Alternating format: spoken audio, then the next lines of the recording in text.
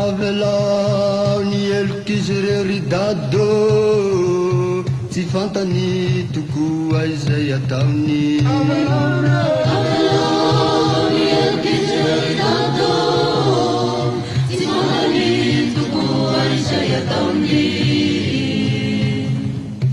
Izaho namony aiko mba ho vonjin'izy reo. Avelao ny elokizy reo ry dado, tsy fantany tokoa izay ataony. Afao tanterak'izy tsy ho andevon'ilay ratsy. Avelao ny elokizy reo ry dado, tsy fantany tokoa izay ataony. Pasitrakao tokoa ny iverenany aminao.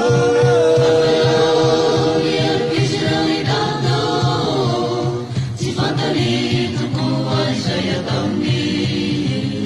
Ny ota ibaboany tsisy ota velo. Avelao ny elokizy reo ry dado, tsy fantany tokoa izay ataony.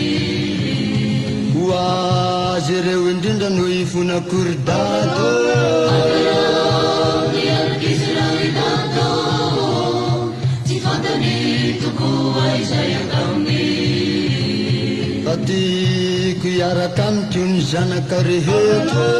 Avelao ny elokizy reo ry dado, tsy fantany tokoa izay ataony. Hitantanazy ireo ny fanahinao ry dado. Avelao ny elokizy reo ry dado, tsy fantany tokoa izay ataony.